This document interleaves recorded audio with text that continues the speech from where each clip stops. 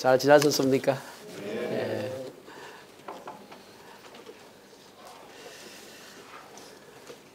우리 아까 김명주 집사님 기도하실 때 우리 교회가 창립한 지 6주년 되었다 그런데 원래 8월 15일이 저희가 교회를 창립한 주일입니다.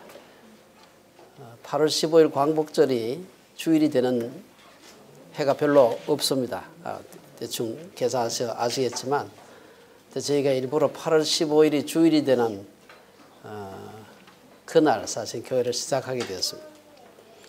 광복과 더불어서 우리 교회의 정신이 좀 광복하고 좀 관련된 그런 교회가 되었으면 좋겠다 하는 생각으로 일부러 그날을 조금 무리하게 택해서 교회를 창립하게 되었습니다. 우리 교회 이름도 여러분 아시다시피 주빌리라고 하는 이 이름 자체가 희년이라는 뜻입니다.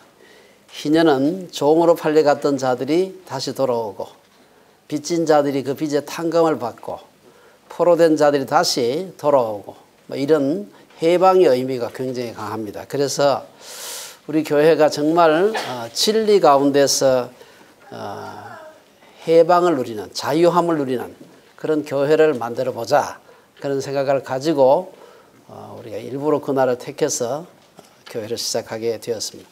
그럼 뭐 다른 교회는 해방하지 않느냐, 자유가 없느냐 또 그렇게 생각할 수도 있는데 비교하지 마시고 우리 교회가 오랜 세월, 수천 년의 세월을 지나오면서 아는 사이 모르는 사이 또 의도적이든 그렇지 않든 교회 내에 우리를 묶고 있는 많은 틀들이 있습니다. 우리 스스로도 때때로는 잘 의식하지 못하는 그런 것들이 있는데 어떻게든 우리가 그러한 것들을 잘 분별해서 정말 좀 우리가 죄성을 가진 사람으로서 완전하게 자유하는 것은 불가능합니다. 그럼에도 불구하고 우리를 둘러싸고 있는 불필요한 그러한 구속 혹은 굴레로부터 우리가 좀 벗어나 보자. 그런 의도로 우리가 교회를 시작하게 됐습니다. 주빌리 채플, 진리 안에서 자유케 하는 그런 교회를 만들어 보자. 그런 뜻으로 시작을 했습니다. 그래서 저는 우리 교회에 나오신 지 꽤 됐는데 아직도 뭐가 뻑뻑하고 부자연스럽다 이렇게 하면 우리 아직 주빌리의 정신을 충분히 잘 이해를 못하셔서 그렇다. 그런 생각하십니다. 그래서 이 교회가 정말 사람들을 자유케 하는 그런 공동체가 되었으면 좋겠습니다. 여러분 아시다시피 제가 지난 그 7월 한 달 8월 초까지 긴 여행을 했습니다. 제가 여행을 하면서 이번 여행처럼 이렇게 부담을 가진 여행을 제 평생에 처음 했습니다. 앞으로도 이렇게 부담 가진 여행은 없지 않을까 생각을 합니다. 생전 처음 가보는 아프리카에 무려 거의 3주 가까이 아프리카에서 지나면서 아프리카에서도 그야말로 참 여러 가지 흉흉한 소문이 많은 그 네 나라를 다녔습니다. 가기 전에 여러 사람들로부터 많은 그 얘기를 들었습니다. 좋은 얘기는 별로 없고요. 아주 조심해라. 가거든 절대로 무슨 돈가방 같은 거 카메라 가방 뒤로 매지 말고 앞으로 매라. 언제 잘라갈지 모른다. 손에 절대 들고 가지 말라. 목에 꼭 매고 앞에 꼭 마치 임신부처럼 이렇게 이래 가라고. 그리고 오만 여러 가지 무서운 얘기를 많이 들었습니다. 말라리아가 저는 아프리카에 있는 모기는 모두 말라리아 모기인 줄 알았습니다. 그래가지고 말라리아 절대 물리면 안 된다 그래가지고 어만치라는 거 약도 먹고요. 그리고 인터넷까지 열심히 찾아보고 책도 제가 사서 한국 거 샀습니다. 사가지고 상당히 많은 부분을 제가 읽어보고 정리까지 했습니다. 제가 잔뜩 쫄아가지고 이제 아프리카에 갔는데요. 제가 생각한 것보다 사람들이 거기 사는 사람들은 상당히 자유롭게 살더라고요. 저는 전부 다 주눅이 바짝 들어가서 살 줄 알았는데 생각보다 또 모기도 저는 아프리카의 모든 모기는 다 말라리아 모기인 줄 알았는데 그게 아니고 한 3,000마리 중에 한 마리 정도가 말라리아 균이 있대요. 그래가지고 가끔 물려도 거의 말라리아에 걸릴 확률이 별로 없는 겁니다. 그래서 제가 좀 다녀오니까 좀 안심이 좀 됐습니다. 여러분들이 아프리카에 대한 가장 생생한 지식, 그것은 거길 다녀온 사람, 한번 다녀오니까 그렇게 무서운 데가 아니구나. 사람들은 시커멓지만 그러나 그 대륙 자체가 시커먼 데는 아니구나 이제 하는 것도 알게 되고요. 다음에 가면 좀 덜 긴장을 하게 될 것 같아요. 근데 뭐 저는 잠깐 다녀왔습니다만 거기 사는 사람들, 우리 교민들 포함해서 이런 분들은 조심은 하지만 그렇게 긴장해서 살지 않더라 하는 것을 제가 알게 되었습니다. 오늘 이 본문을 보게 되면 예수님이 누구신지를 설명하는데 요한복음 3장의 마지막 부분입니다. 여기서 예수님을 소개할 때 예수님은 위에서 오신 분이다. 하늘로서부터 오신 분이다. 그렇게 예수님에 대한 아이덴티티를 그렇게 얘기를 하고 있습니다. 그렇기 때문에 그분이 천국에 대해서, 하늘에 대해서 증언하는 바는 참되다. 우리는 책을 보고 어쩌다가 또 누가 천국 갔다 왔다는 사람의 간증을 듣고 알지만 예수님은 거기 살다가 오신 분이다. 그래가지고 누구보다도 그분이 천국에 대해서 말하는 바는 정확하다라고 하는 것을 강조를 하고 있습니다. 오늘 이 부분을 우리가 살펴보면서 예수님이 도대체 누구시고 그분이 위에서 오신 분이라고 하는데 그 위에서 오셨기 때문에 그분이 어떤 분인가 하는 것을 우리가 함께 좀 살펴봤으면 좋겠습니다. 제가 이 요한복음뿐 아니라 사복음서 공부를 하면서 여러 차례 강조를 했습니다만은 어느 본문을 읽더라도 요한복음 그 외 복음서를 기록한 목적이 중요합니다. 목적은 하나입니다. 요한복음 20장 31절 이 말씀 제가 여러 차례 인용을 했습니다. 오직 이것을 기록하면 너희로 예수께서 하나님의 아들 그리스도이심을 믿게 하려 하며 또 너희로 믿고 그 이름을 힘입어 생명을 얻게 하려 함이니라. 왜 기록했느냐? 예수님이 우리의 구주라는 것을 믿게 하기 위해서 이걸 기록했다는, 이 목적 위에 다른 옆으로 빗나가는 그런 목적이 있다면 잘못된 거라는 것이죠. 그래서 오늘 본문을 통해서 우리가 6주년을 맞는 주빌리 식구들, 특히 오늘 직분을 받으시는 분들과 우리 입교 세례를 받는 우리 유수들에게 다시 한번 예수님이 누구시고 그분이 우리와 어떤 관계에 있는지 우리가 다시 한번 살펴보았으면 좋겠습니다.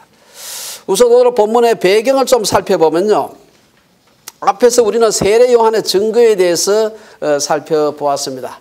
사실 하나님의 아들 예수 그리스도를 증거하는 가장 중요한 예수님 직전의 인물은 바로 세례 요한이었습니다.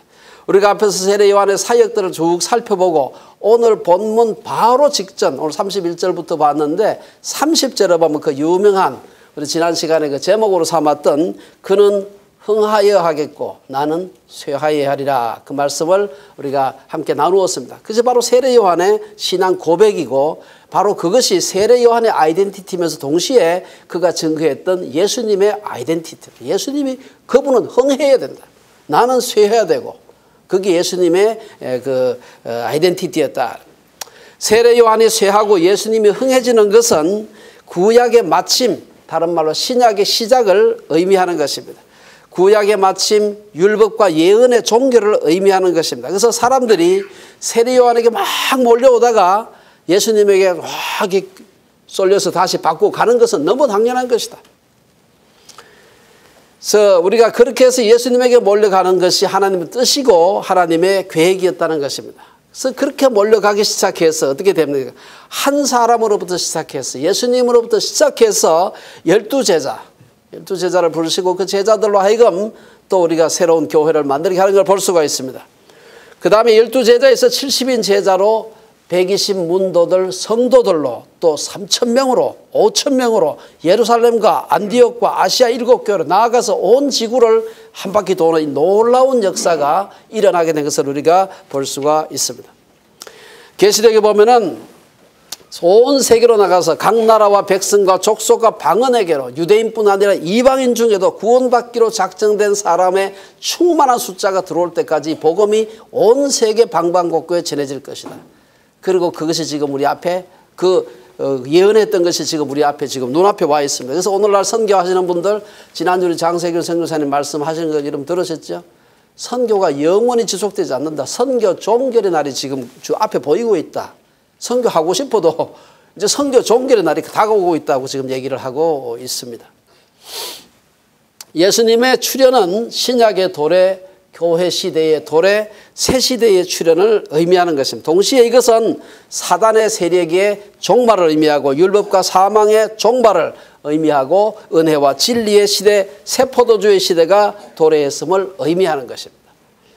그래서 이를 위해서 구원받기로 작정된 모든 사람과 자원이 예수님께로 향해야 하고 그분을 흥하게 만들어야 되는 것입니다. 그래서 이것을 위해서 우리 주비리 셰플도 존재하고 저희의 모든 것들, 우리 기독교 세계관 대학원도 그것을 위해서 존재하는 것입니다. 우리가 흥하기 위해서가 아니라 예수님이 오심으로 만들어진 새로운 실존의 공동체인 그의 교회가 왕성하게 되어야 한다는 것입니다. 오늘 본문은 요한복음 3장 16절에서 30절까지 말씀을 보충하는 것입니다. 그 중간에 여러분 요한복음 3장 16절부터 시작해서 그 중요한 우리 복음의 핵심을 다룬 내용들이 많이 나오는데 거기에 대한 3장 끝나기 전에 마지막 보충 설명입니다. 예수님이 누구신지에 대해서 좀 더 자세하게 부가적인 설명을 하고 있다, 이렇게 말씀드릴 수 있습니다. 그래서 이것을 여기에 대해서 첫 번째 생각해 볼 수 있는 것은 오늘 본문이 누구의 말이냐, 이 요한복음을 기록했던 사도 요한의 말이냐, 아니면 세례 요한의 말이냐, 아니면은 예수님의 말씀이냐, 이 가지고서 조금 논쟁이 좀 있습니다만은 예수님을 3인칭으로 언급한 게 나와요. 그가 이런 말이 나옵니다. 3인칭. 그 다음에 36절 말씀이 보면은 요한일서 5장이 말씀하고 아주 흡사합니다. 그래가지고 사람들이 아마 이 말씀은 요한일서는 사도 요한이 썼잖아요. 그렇기 때문에 이 말씀도 사도 요한이 쓴 말이 아니겠나, 지금 그렇게 생각을 하고 있습니다. 그래서 오늘 본문은 세례 요한에 비해서 예수님이 얼마나 우월한 분인가, 예수님은 위에서 오신 분이다, 하늘에서 오신 분이다 하는 것을 강조함으로 오늘 본문을 시작하고 있습니다. 하늘나라가 어떤 곳인지에 대해서 우리는 잘 모릅니다. 그래서 사실 우리가 죽음을 두려워하는 이유도, 제가 아까 아프리카에 가기 전에 겁냈던 것처럼 죽음을 두려워하는 이유도 안 가봤기 때문에 두려운 겁니다. 모르기 때문에. 우리가 어떤 블랙박스를 앞에 놓고 있으면 두려운 겁니다. 다 알면 별로 두렵지 않죠. 예수님께서는 하늘에서 오신 분이기 때문에 우리와는 전혀 다른 하늘나라에 대한 지식을 갖고 계시는 분입니다. 예수님은 하늘로부터 오셨기 때문에 모든 만물보다 위에 계신 분이다, 그렇게 얘기를 하고 있습니다. 요한복음 첫 부분에서 말하는 3장 첫 부분에서 말하는 니고데모나 혹은 그 요한복음 앞에서 말하는 세례 요한은 땅에서 왔지만 예수님은 땅의 것, 땅에 속한 것과는 완전히 구별된 분이라고 오늘 본문에서 얘기를 하고 있습니다. 오늘 본문에 보면 31절에 보면은 위로부터 오시는 이는 만물 위에 계시고 만물 위에 계신다. 이 말은 간단한 말입니다만 이것은 우리 흔히 말하는 만물을 신이라고 주장하는 범신론이라는 게 있어요. 범신론, 조금 어려운 말입니다. 범신론. 만물이 신이다. 만물이 신이다.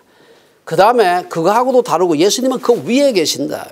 이게 범신론도 틀렸고 조금 더 어려운 말, 범재신론이라는 게 있어요. 팬엔티즘 하는 게 있는데 그 만물을 신이라고 하는 주장도 있고 만물 속에 신이 깃들여 있다라고 주장하는 사람도 있습니다. 좀 어려운 말을 신학에서는 범재신론이라고 그러는데 범재신론도 맞는 말이 아니다. 신은 그 위에, 하나님은 그 위에 계신 분이다. 예수께서는 만물 위에 계시는 분이다. 오늘 본문은 요한복음 3장 13절에서 21절에 있는 그 기독론적인 그 설명에 대한 보충입니다. 예수님은 만물 위에 계시는 분이다.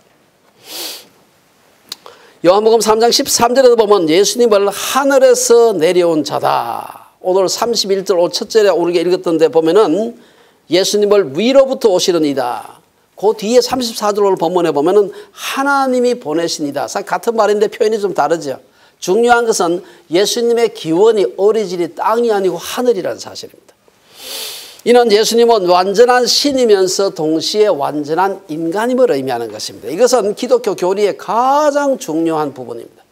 예수님을 완전한 신이라고 해도 이단이 되고요. 완전한 인간이라고만 해가지고도 그것도 이단이 되는 겁니다. 완전한 신이면서 완전한 인간이신 우리 구주 예수 그리스도. 이게 정확한 표현입니다.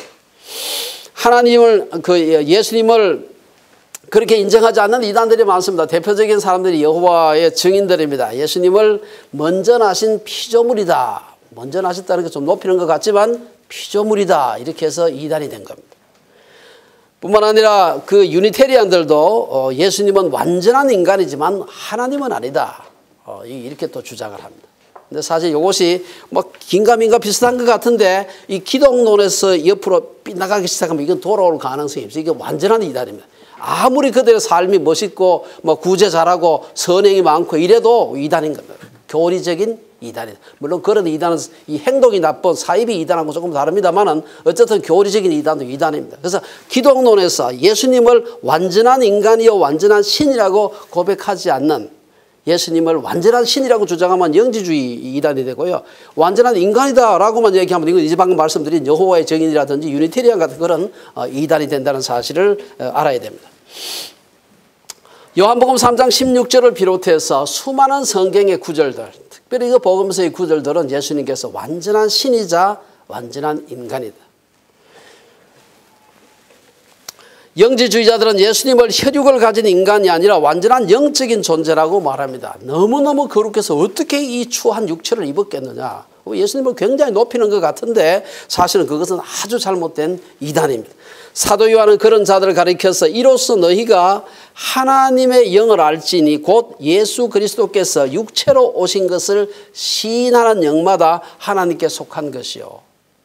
예수께서 육체로 오신 것을 부인하는 자들은 이건 거짓된 얘기라는 것입니다. 또한 그는 말하기를 요한 2서에서 미혹하는 자가 세상에 많이 나왔나니 이는 예수 그리스도께서 육체로 오심을 부인하는 자라. 이런 자가 미혹하는 자요 적그리스도니. 예수께서 육체로 오신 것이 아니고 육체를 입고 온 듯이 보이지만 사실은 그분은 세상에서 영으로 계셨다. 이 굉장히 예수님을 높이는 것 같지만 이건 완전한 이단이다라는 것을 우리가 알아야 됩니다.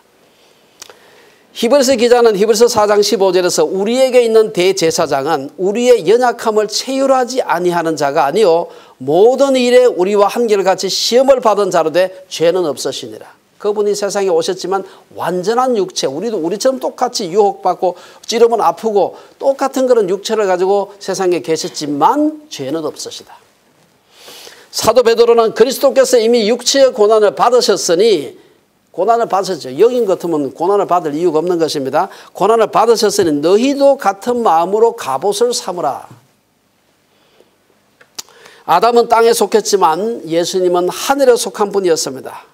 고린도전서 15장에 보면 첫 사람은 땅에서 났으니 흙에 속한 자이거니와 둘째 사람은 하늘에서 나셨느니라. 하늘에서 나신 예수님은 하늘의 일을 말씀하셨지만 땅에서 난 자는 땅의 일을 말한다는 것입니다. 요한복음 3장 첫 부분에서 예수님과 대화를 하면서 니고데모는 요한복음 3장에 보면 4절에서 사람이 늙으면 어떻게 다시 어미의 태에 들어갔다가 나올 수 있겠습니까? 이게 이제 전혀 엇박자로 이게 땅에 속한 사람의 그런 논리입니다. 하늘의 일을 말씀하시는 예수님의 말을 이해하지 못하고 땅에서 난 자의 그 마땅한 그 당연한 그런 반응인 것을 볼 수가 있습니다. 나중에 물론 디모데보다 그 겸손한 마음 또 진리에 대한 진지한 그런 구도자적인 자세 때문에 니고데모는 구원을 받았다. 예수님이 어떤 분인지를 확실하게 알게 되었다. 우리가 그렇게 생각을 하고 있습니다만은 어쨌든 그때는 예수님을 찾아온 첫 번째 그 밤에는 그분이 그런 분인 줄 몰랐습니다. 하지만 끝까지 교만한 마음으로 진리에 대해서 예수님에 대해서 마음의 문을 닫는 이들이 많습니다. 지금도 굉장히 많습니다. 그것도 잘난 척하고 막 마음의 문을 닫는 사람이 얼마나 많은지 모릅니다.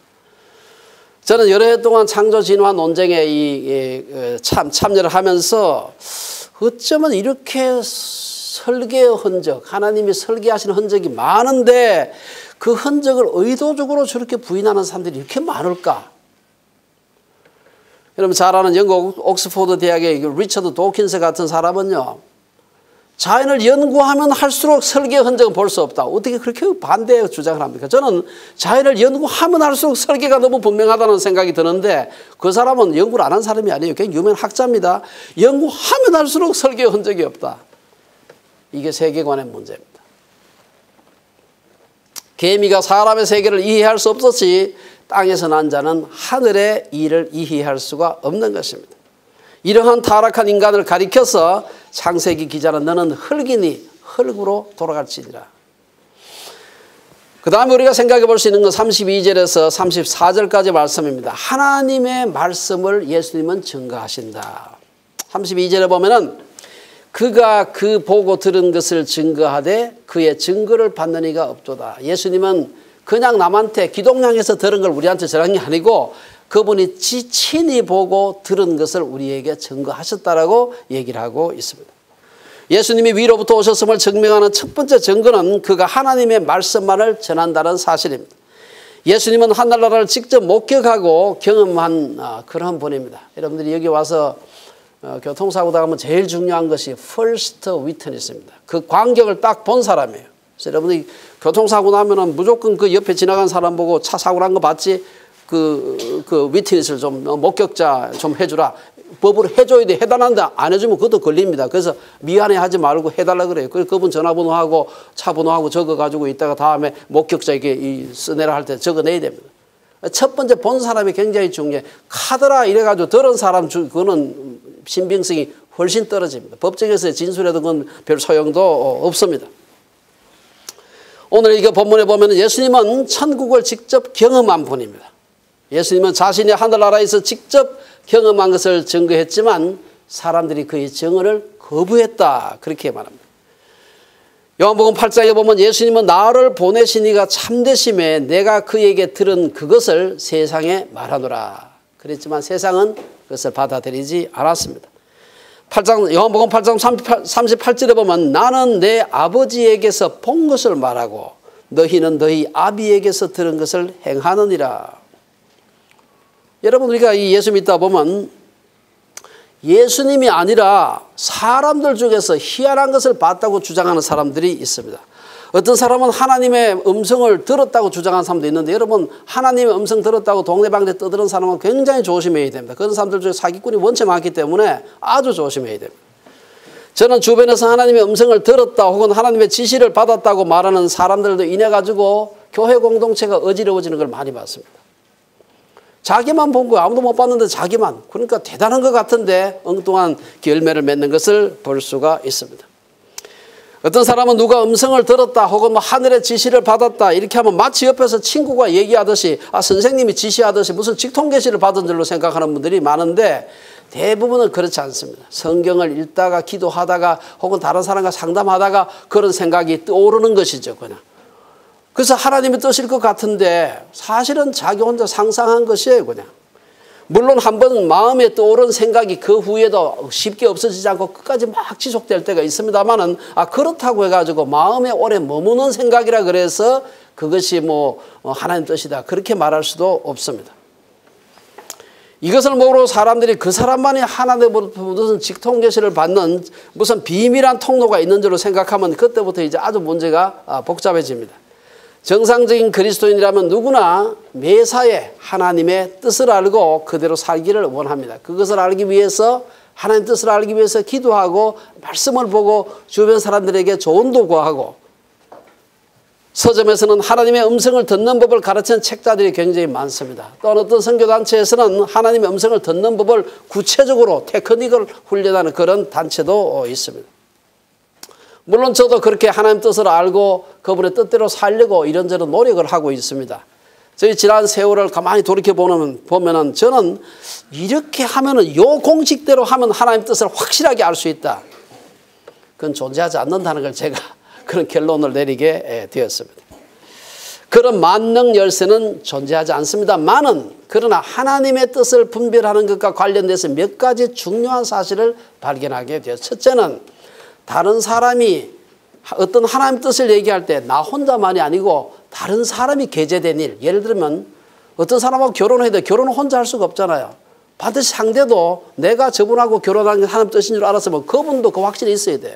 자기 혼자 하나님이 저 사람하고 결혼했다고 그래서 막 프로포즈를 하고 막 대시를 하면 이게 아주 복잡한 문제가 생기는 겁니다.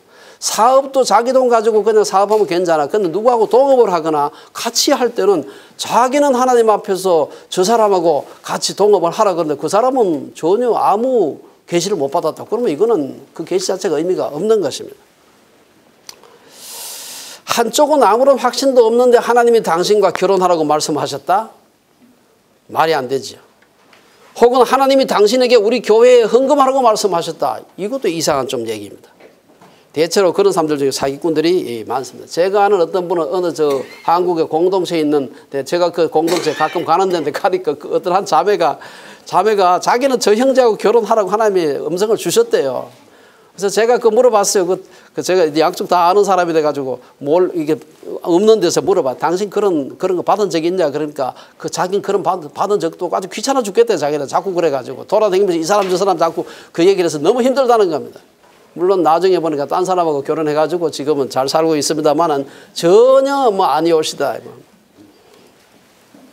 어떤 경우든 하나님의 음성을 들었다고 주장하면서 다른 사람을 실족하게 하는 것은 하나님의 뜻이 아니다. 두 번째, 일반적으로 하나님의 뜻이라는 말을 입에 달고 다니는 사람보다는 마음에 하나님의 뜻이 이게 아닐까, 마음에 하나님의 뜻을 품고 사는 사람이 더 믿을 만하다는 사실입니다. 떠들는 사람 말고 이것이 하나님의 뜻이라고 쉽게 말하는 사람보다는 하나님의 뜻이 무엇일까를 늘 두렵고 떨리는 마음으로 분별하려고 애쓰는 사람이 믿을 만하다는 것입니다. 물론 그런 사람들도 때로는 하나님의 뜻을 잘못 분별할 수 있습니다. 하지만 그런 사람들은 잠깐 넘어지기는 해도 시궁창이 아주 처박히지는 않습니다. 하지만 그런 사람들은 사실 잘 기록된 성경을 가진 신약시대 성도들은 꿈과 환상보다는 하나님이 말씀을 통해서 우리에게 그의 뜻을 계시해 주는 경우가 아주 많습니다. 셋째, 신비한 체험을 앞세우면서 하나님의 뜻을 운운하는 사람들은 대체로 잘못될 가능성이 많습니다. 하나님의 음성을 들었다는 것은 대부분 자기 마음속에 떠오른 생각이나 때로는 또 설령 고막을 울리는 그런 음성이 있었다고 해도 그게 하나님의 음성인지 아닌지 분별하는 것이 필요하다는 것입니다. 그런데도 내게는 하나님의 뜻을 분별하는 동물적인 본능이 있다. 이게 제가 어느 목사한테 직접 들은 얘기입니다. 내게는 동물적인 본능이 있다. 누군 그러면 사람 같은 본능이 아니고 동물적인 본능이 왜 있나? 하나님이 꿈에 나타나서 이렇게 말씀해 주셨다. 갑자기 하늘을 향해 사진을 찍으라고 해서 찍어보니까 뭐 이상한 게 뭐 나왔다. 이것도 제가 아주 직접 들은 얘기입니다. 이런 황당한 주장을 하는 사람들이 가끔 있습니다. 그러면서 다른 사람들에게 은근히 혹은 노골적으로 이런저런 요구를 하는 사람들이 있습니다. 이런 사람들은 대개 사기꾼일 가능성이 많습니다. 혼자만의 신비한 경험을 내세우며 자신은 마치 굉장히 신비하고 신성한 존재인 것처럼 그래서 넌지시 내가 하는 말은 하늘의 말을 직통으로 그냥 전하는 것이다. 이렇게 설금설금 이렇게 갖다 붙이는 사람은 이게 전형적인 이단 교주들의 행태입니다. 오늘 32절에 보면 예수님은 친히 보러 들은 것을 증거하셨지만 사람들이 믿지 않았다.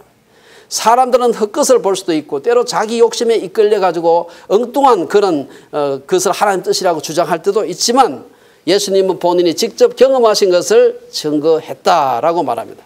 그럼에도 사람들이 하나님을 믿지 않았다는 것은 무엇을 의미합니까? 사람들이 하나님을 믿는 것은 증거가 부족해서가 아니라 믿고 싶지 않아서 안 믿는 것입니다. 불신앙 때문에.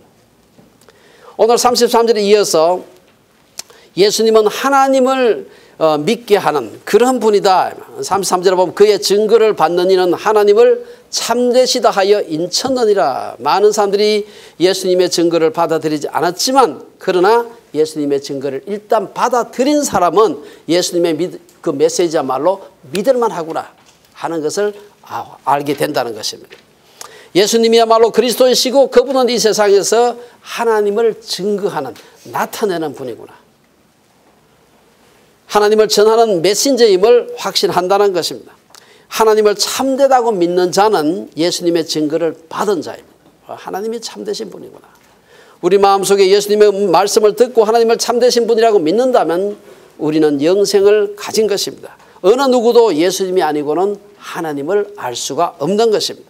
히브리서 기자는 1장 3절에서 이는 하나님의 영광의 광채시여. 영광의 광채, 예수님이라는 말입니다. 그 본체의 형상이시라. 본체는 하나님, 형상은 예수님. 그의 능력의 말씀으로 만물을 붙드시며 죄를 정결하게 하는 일을 하시고 높은 곳에 계신 지극히 크신 이의 우편에 앉으셨느니라. 예수님만이 하나님의 온전한 계시요 계시의 정점이라는 것입니다. 예수님을 하나님의 아들로 믿는 것은 성령으로 인한 것입니다. 비록 우리에게 덩이 뜨끔한 느낌이 없어도 막 황홀한 경험이 없더라도 우리가 예수님을 믿게 되는 것은 그분이 내 구세주구나 하는 것을 받아들이는 것은 성령의 역사가 아니면 안 된다는 것입니다. 성령의 인도가 아니고서는 아무도 예수를 그리스도라고 할 수 없습니다. 고린도서 12장 3절에 내가 너희에게 알리노니 하나님의 영으로 말하는 자는 누구든지 예수를 저주할 자라 하지 아니하고 또 성령으로 아니하고는 누구든지 예수를 주시라 할 수 없느니라.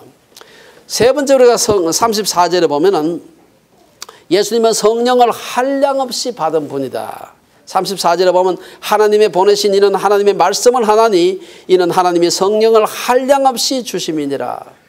예수님은 하나님과 그분의 성품과 일치한 말씀만 하셨습니다. 하지만 그 다음 구절에 우리가 원문을 이렇게 해석하기 좀 쉽지 않은데요. 오늘 이 34절 말씀은 우리말 번역처럼 우리말 어떻게 되어 있습니까? 이는 하나님이 그리스도에게 성령을 한량없이 주심이니라. 이렇게도 번역할 수 있고 또 다르게 하게 되면은 그래서 하나님의 성령의 선물은 한량이 없으시다. 이렇게도 이 서술적으로도 해석할 수 있습니다만은 원문에서 하나님을 주어로 해석하는 것이 적절하게 보이기 때문에 오늘 우리 원문에 우리 한글 그 번역이 아마 좀 더 정확하지 않나 하는 생각이 듭니다. 여기서 한량없이 받는다, 제한 없이 받는다, 무한히 받는다. 이 무슨 뜻입니까? 그럼 어떤 사람은 조금 받고 어떤 사람은 뭐 한량없이 받고, 이것은 끊임없는 성령의 내주를 말합니다. 여러분 구약에 보면은 성령의 감동이 돼가지고 하나님의 그 계시를 받는 선지자들의 얘기가 자주 나옵니다. 근데 그분들 구약에서는 보면은 한평생 하나님이 계속해서 성령으로 그렇게 한량없이 주신 것이 아니라 필요할 때 하나님께서 감동을 주셔서 그 성령을 통해서 계시하신 것을 볼 수가 있습니다. 근데 신약에 와서 오순절 성령 강림 이후로 우리 속에 거하시는 분, 우리와 함께 살아가시는 분, 나서부터 죽을 때까지 우리와 더불어 동행하시는 분, 한량없이 주시는 성령이라는 것입니다. 예수님은 늘 성령이 충만한 분이었습니다. 오늘 우리가 요한복음 1장 31절에 보면 세례 요한이 증언하기를 요한이 또 증언하여 이르되 내가 보매 성령이 비둘기같이 하늘로부터 내려와서 그의 위에 머물렀더라. 예수님이 한평생 성령으로 충만해서 한량없는 성령을 받으면서 사신 분이다. 예수님께서 가시기 전에 또한 성령이 강림하시기 전까지 사람들은 성령을 한량없이 받을 수 없었습니다. 그러나 요한복음 7장에 보면은 예수께서 가시고 보혜사 성령께서 오심으로, 이 오순절 성령 강림인데 그것을 통해서 우리가 늘 우리가 성령과 동행할 수 있게 되었다는 것입니다. 우리가 잘 요한 사도행전 1장 8절에 보면 오직 성령이 너희에게 임하시면 너희가 권능을 받고 예루살렘과 온 유대와 사마리아와 땅끝까지 이르러 내 증인이 되리라. 오직 성령이 너희에게 임하면 그렇다는 거죠. 그때부터 시작해서 온 세계 복음이 전파될 때까지 성령께서 그의 종들에게 함께 하신다는 것입니다. 오순절 성령 강림 이후 성령이 우리 속에 내주하시면 그만큼 우리의 삶이 성령과 동행하면서 풍성한 삶을 누릴 수 있음을 의미하는 것입니다. 그렇지만 오늘 현대인들이 과연 그런 삶을 사느냐? 오늘 어떤 의미에서 현대인들은 인류 역사상 가장 부유한 시대를 살고 있습니다. 오늘날 아무리 뭐 어떻고 해도 오늘날 중류 생활을 하는 사람들은 2000년 로마 황제보다도 훨씬 더 부유하게 살고 있습니다. 로마 황제가 살던 그 시절에 2000년 전에 그때 로마 황제 살았던 그들이 사용했던 물건을 보게 되면 오늘 우리 보통 사람들하고 비교가 할 수가 없습니다.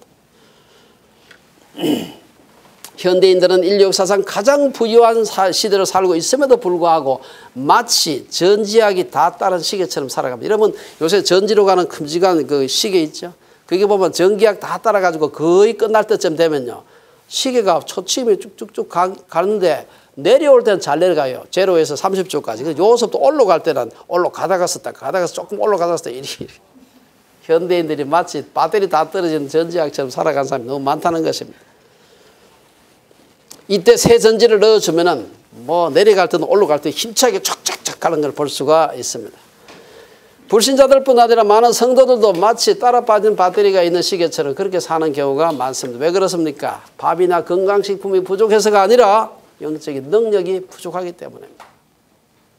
우리에게 필요한 것은 좋은 음식이 아니라 위로부터 오는 힘 성령의 능력입니다. 하나님으로부터 한량없는 성령을 받게 되면 인생이 오르막이든 내리막이든 힘있게 살아갈 수가 있는 것입니다. 마지막으로 예수님은 어떤 분입니까? 만물을 주관하고 심판하시는 분이다. 35절에 보면은 아버지께서 아들을 사랑하사 만물을 다 그 손에 주셨으니, 하나님께서 아들의 손에 만물을 맡기셨다는 것은 예수님의 우월성, 주권성을 의미하는 것입니다. 하나님께서 그 아들에게 만물을 맡기신 것은 아들로 인해서 만물이 창조되었다는 사실에 근거하고 있습니다. 요한복음 1장 3절에 보면은 만물이 그로 말미암아 지은 바 되었다. 예수님은 모든 피조세계의 질서에서뿐 아니라 인간의 모든 삶의 영역에서도 그분의 주권을 가진 분이라는 것입니다. 네덜란드 정치가이자 교육자, 신학자였던 아브라함 카이퍼는 그리스도인은 삶 전체를 하나님 앞에 살아야 할 것을 주장하면서 그가 창설했던 자유대학 봉헌식에서, 헌당식 비슷한 거죠. 자유대학 처음 이제 그걸 창설해가지고 봉헌식에서 연설하면서 아주 유명한 연설을 하게 됩니다. 인간 존재의 전 영역에서 만유의 주제이신 그리스도께서 내 것이라고 소리치지 않는 땅은 단 한 치도 없다. 단 원 스퀘어 인치도 없다라는 아주 유명한 말을 남겼습니다. 하나님께서 만물에 대한 권세를 아들에게 주신 이유는 그 아들을 사랑하시기 때문이었습니다. 예수님은 수백억 개의 은하계와 천지를 창조하시고 다스리는 분이기 때문에 바람을 잔잔케 하시는 것도 불치의 병을 고치시는 것도 사소한 일인 것입니다. 하나님은 인간이 상상할 수 없는 큰일, 인간이 이해할 수 없는 방법으로만 역사하는 분이 아니라 오늘 과학자들이 밝혀낸 과학의 법칙을 따라서도 우주를 지배하시는 분입니다. 그래서 하나님이 하시는 것은 늘 그냥 의사가 약 줘가지고 고치는 것은 사람이 고친 것이고, 하나님이 고치는 것은 안수해가지고 벌떡 일어나요. 그게 하나님 역사라고 생각하는데 그렇지 않습니다. 하나님께서 의사의 손을 통해서 또 약의 힘을 통해서 역사하시는 것입니다. 때로 하나님께서 그거 관계없이 그냥 하실 수 있어요. 초자연적으로. 하나님은 자연도 다스리지만 초자연도 다스리는 그런 분이라는 것입니다. 그 다음 36절 마지막 절에 보면은 예수님은 영생과 심판의 권세를 가지신 분이다. 아들을 믿는 자는 영생이 있고 아들을 순종치 아니하는 자는 영생을 보지 못하고 도리어 하나님의 진노가 그 위에 머물러 있느니라. 요한은 이제 3장을 생명과 심판의 메시지로 결론을 내게 됩니다. 여기서 3장 끝나고 4장 가면 사마리아 여인 얘기가 이제 얘기가 확 반전이 되는 것을 볼 수가 있습니다. 예수님을 어떻게 받아들이냐에 따라서 결국은 영생과 심판이 가능할 것을 심판을 받게 될 것임을 말하는 것입니다. 아들을 믿는 자는 영원한 생명을 소유하겠지만 그렇지 않은 자는 멸망한다는 것입니다. 이 말씀은 꼭 우리 요한복음 3장 15절 말씀을 생각나게 합니다. 이는 그를 믿는 자마다 영생을 얻게 하려 하심이다.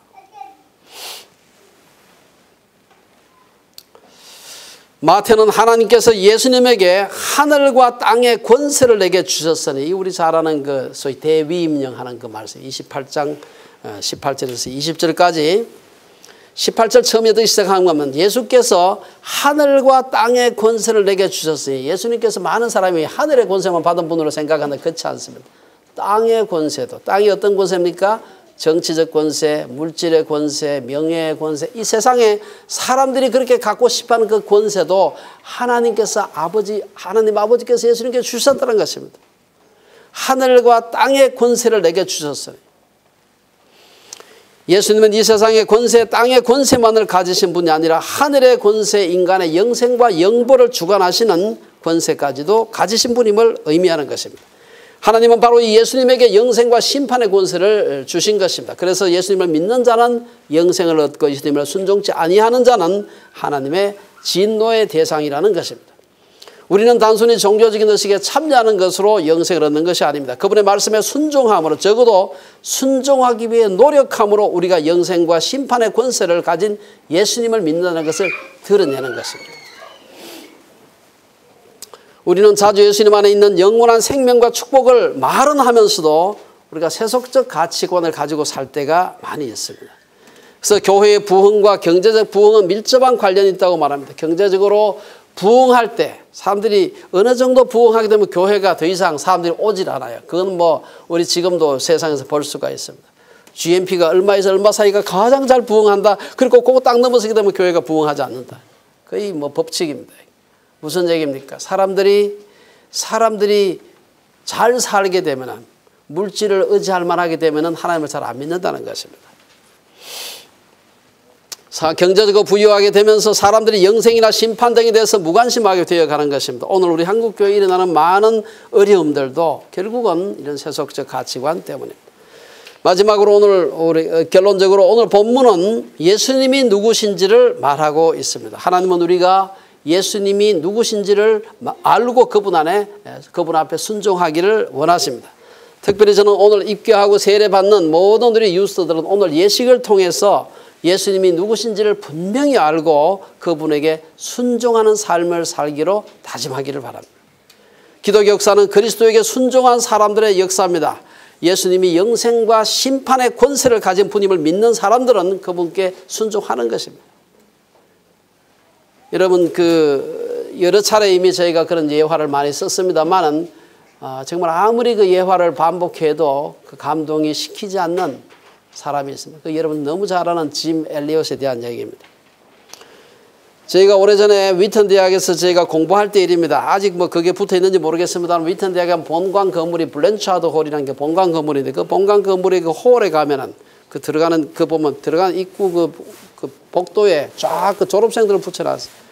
이게 조그만 편말을 써가지고 이름을 써놨어. 그리고 거기다가 죽은 사람, 살아있는 사람, 그리고 순교한 사람 위에는 별을 붙여놨어. 노란 별을 딱딱 붙여놨어. 그 중에 1860년 개교 이래 그 대학을 졸업한 수많은 사람들이 이 이름이 적혀 있는데 그 중에 한 사람이고 별이 붙은 사람 중에 한 사람이 바로 1949년 그 위튼 대학을 졸업했던 짐 엘리엇의 이름이 있습니다. 많은 사람들이 그를 인용하면서 다시 한번 그를 우리가 좀 생각해 볼 필요가 있습니다. 그는 위튼을 졸업한 3년 뒤인 1952년 우리 한국 전쟁 중이죠. 25살의 나이로 에콰도르 선교사로 파송되고 그리고 1953년에 동일하게 자기보다 한 해 먼저 위튼 대학을 졸업했던 아내를 만나서 연상의 여인과 결혼하게 됩니다.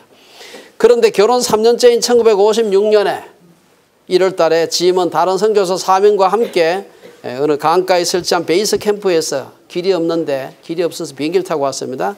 거기 가서 아우카 인디안들에 의해서 무참하게 창으로 살해되게 됩니다. 짐 엘리엇이 정글에서 순교한 후에 그 캠프에서 발견된 그의 일기장에는 이렇게 적혀 있습니다. 결코 놓쳐서는 안 되는 일, 그것을 위하여 끝까지 붙들고 있을 수 없는 그것들을 버리는 사람, 그는 결코 어리석은 사람이 아니다.